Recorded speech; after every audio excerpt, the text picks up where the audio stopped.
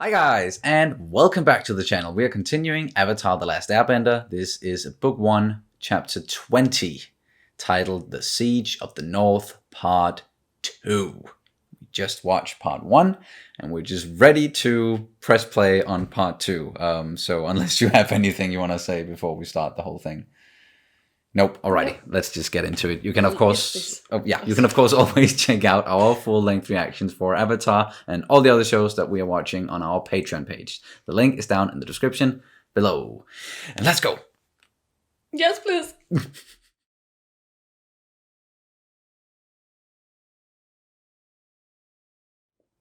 Wow.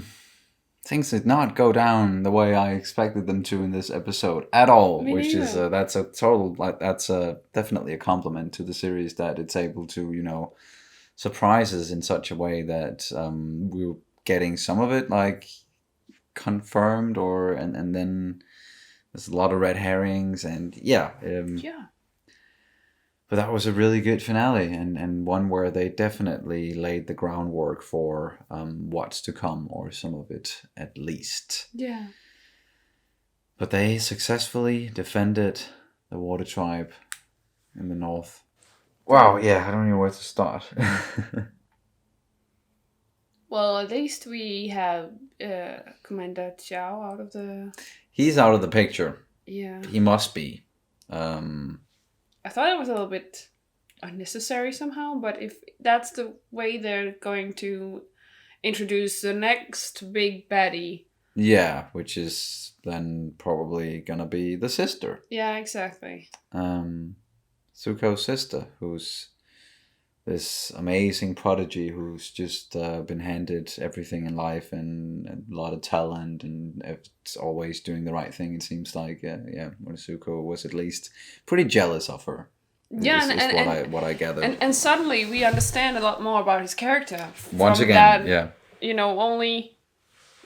Yeah, from us knowing that. Exactly. It's not just how he was treated by his father, but how his father, or like the Fire Nation, treated his sibling compared to him. Yeah. But hey, he survived, and more importantly, I should say almost, Iroh survived. Yeah. And he even got to show off his very badass skills. Iroh, like, whatever you do to that fish, I will unleash on you tenfold or something.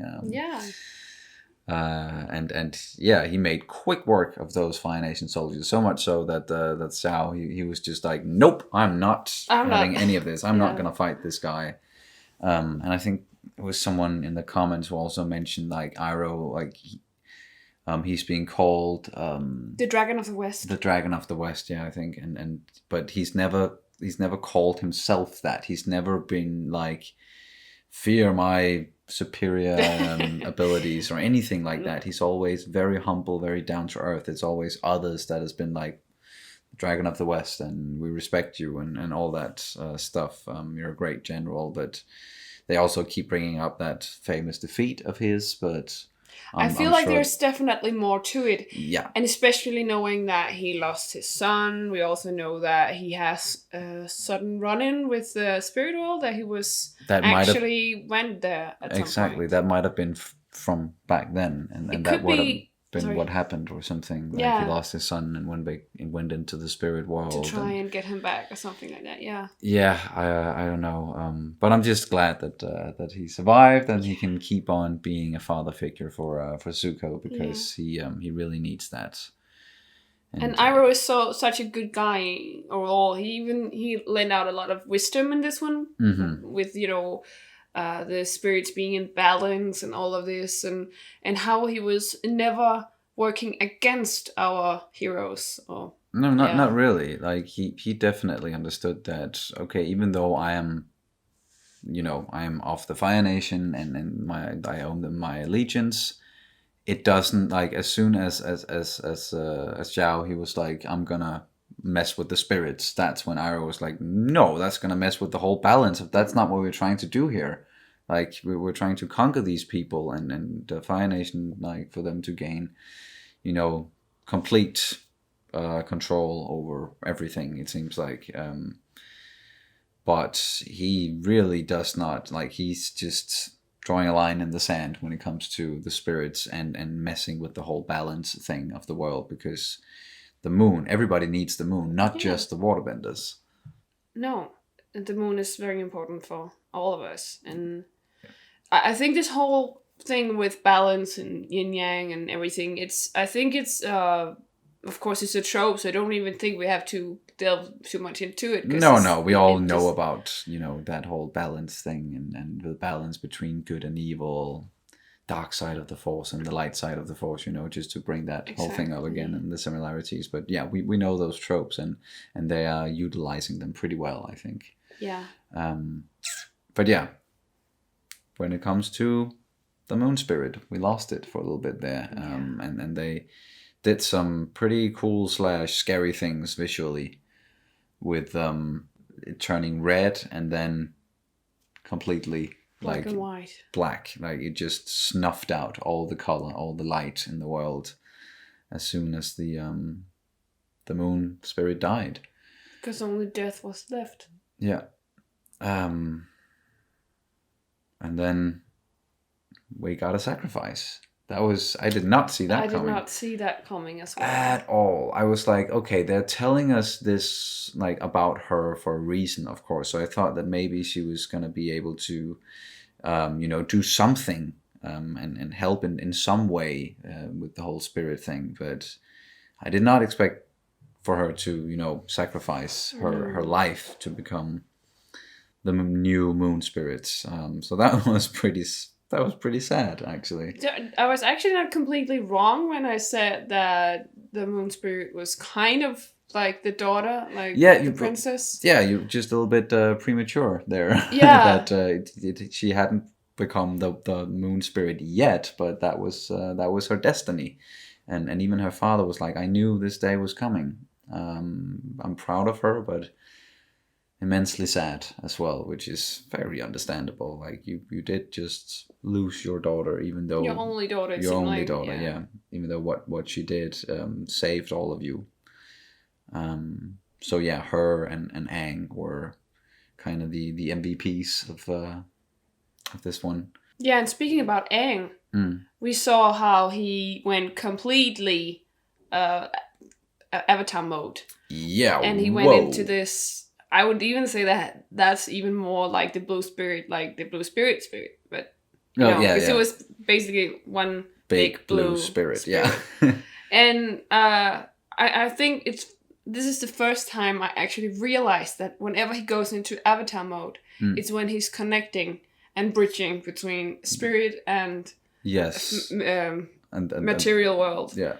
And I just thought that was great, and it just never occurred to me that was the way around. But yeah, well, they've talked about before, like how the Avatar is the bridge to the spirit world and how he is connected to it. But yeah, we didn't know like to what extent and how his powers actually worked, and that is when he goes into the complete Avatar mode. Is when he has that connection to the spirit world, and then can call upon the spirits to actually help him.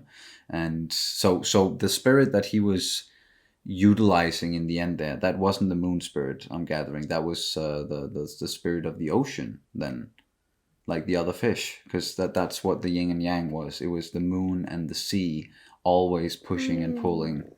So that was that relationship also, there. That's actually a very nice observation, because he also took Xiao, and he was death. Yeah. And he brought death and destruction upon everyone. Yes. Around him. Yeah. And quite symbolic in that exactly. sense. And he craved, it felt like he kind of craved sort of a sacrifice, and that was the general, perhaps. Yeah. Yeah.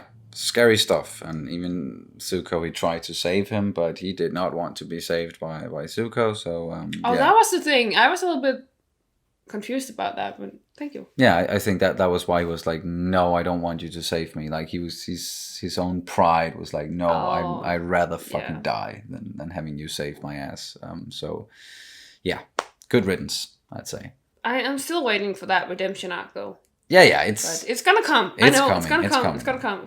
He's slowly making his way there, and I think Iroh, it's very good that he's by his side, and he's gonna keep giving him, great advice, and because Iroh, yeah, as we talked about, like he collaborated with our heroes, and it didn't hurt them and everything, but yeah, we talked about it, like the spirits and the balance, it's way more important than all of this war stuff. But the last thing I definitely want to get into is then the spirit world, because Aang, he went there, and we did see, you know, some things go down in the spirit world. He talked to Avatar Roku, which is something we kind of predicted, that Roku was maybe going to show up again in the finale and you know, guide him once more. And then he also met this angry monkey looking dude that was just like, go away, leave me alone, just let me sit here and do my whatever in peace, meditating. Maybe, I don't know if we're ever gonna meet that thing again, that dude, but he was kind of entertaining. And then that thing with the high spirits at the end being like, just shut up! Yeah, but what he then had to do in the spirit world was go and meet this Ko thing, which turned out to be pretty damn scary, unnerving even, with the changing faces and the body of a big caterpillar-looking scary insect thing, and just centipede, yeah, and the way it was. Yeah, what was it? Just pure centipede? I think so, and then the ever-changing face. Yeah, and then it also looked like it had like a lot of appendices, like arms and stuff, like around its face as well, and it wasn't just legs. But either way, it was very scary to look at, and it said some very unnerving stuff, and even, yeah, you know, ending with a "we'll meet again" sort of thing. Yeah. So maybe, yeah, that thing is gonna return at some point, or I feel like it is.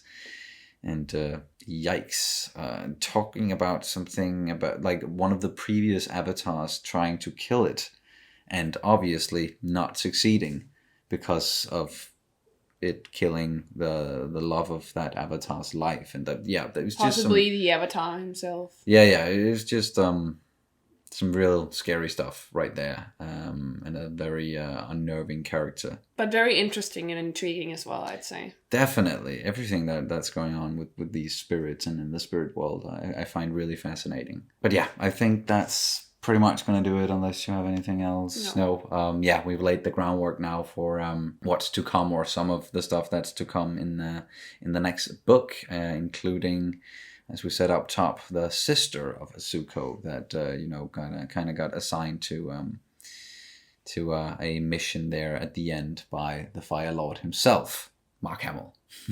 Yes. But anyways, thank you guys so much for watching as always, and we will see you as soon as possible. Bye. Bye.